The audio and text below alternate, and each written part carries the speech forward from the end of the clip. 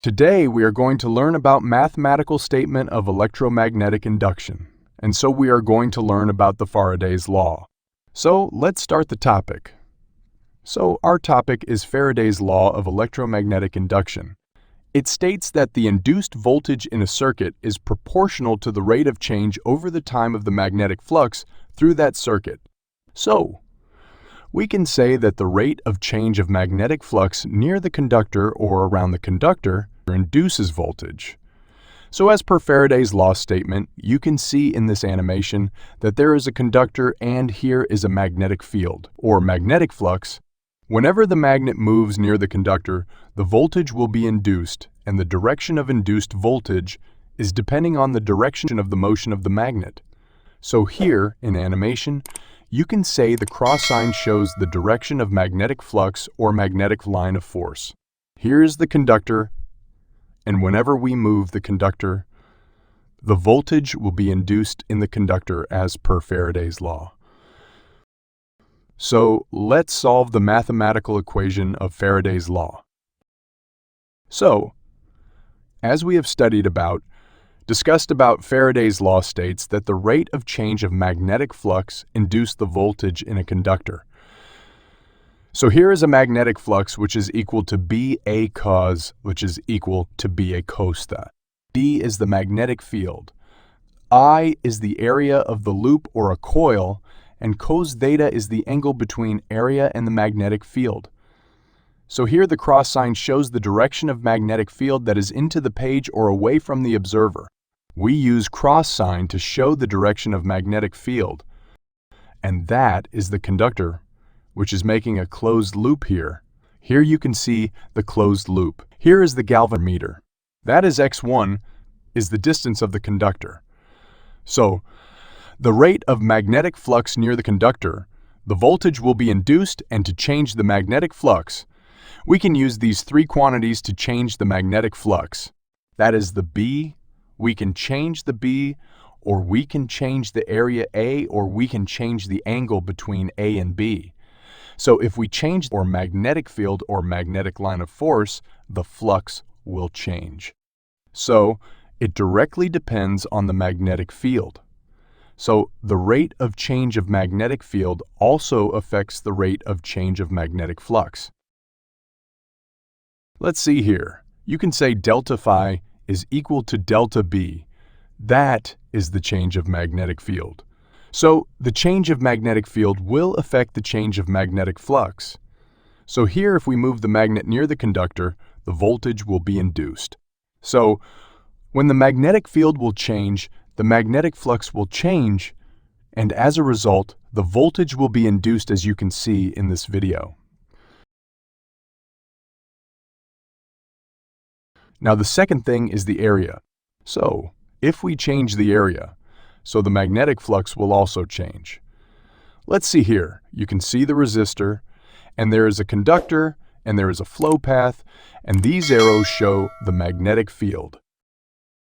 Now we are going to change the area delta A. So if there is a change in area, definitely there is a change in magnetic flux delta phi. So here is area A1. If we move a conductor from one point to another, so now the area is delta A. That is the change in area. Now, our total area will become a 2. So you can see the red line is the initial area and the blue line shows the final area. AB. So if we change the area or we move the conductor in a magnetic field, so the rate of change of flux will be induced, and as a result, the voltage will be induced. Now the third thing is the angle between the area and magnetic field. Let's see. So if we change the angle between the magnetic field and the area, so there will be a change in magnetic flux.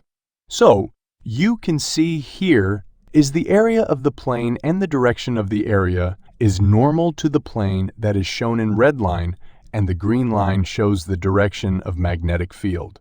So if we change the angle between area and the magnetic field, just like here, now the angle between the normal axis of the plane and the magnetic field has become 90 degrees.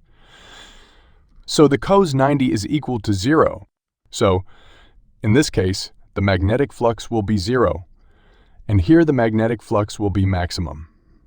So whenever we change the angle, the magnetic flux will also change, and here there is the angle between line of force and the normal axis of the plane is 45 degrees. So as a result, there is a change in the magnetic flux. So we can change the magnetic flux by using area, magnetic field, or by changing the angle between that. So in this video, we are going to change the area. So let's suppose there is a conductor having a length of x1. Now, we move the conductor from one point to another. Now, the change will become that is the delta x, the change in distance, and x2 will show final distance of the conductor. So let's see. As we know the motional EMF, the video on the motional EMF is in the description. You can go and watch what is the motional EMF.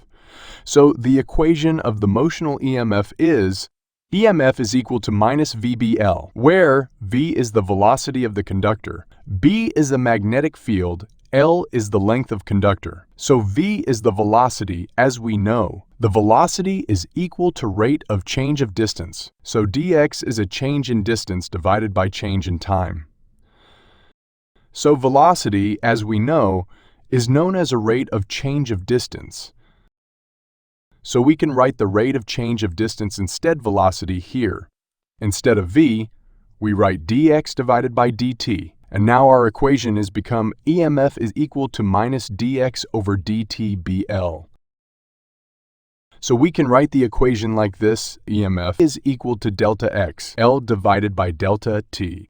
So as we know, delta x and L is the multiplication factor, and it shows the area. So L is the length, and x is the distance. So the length into width or length into height is called area. So here we are going to write delta, a change in area, because the dx is changing. So here, the dx multiplied by L is equal to delta A. And we will write here delta x multiplied by delta L. We will write here area A or delta A.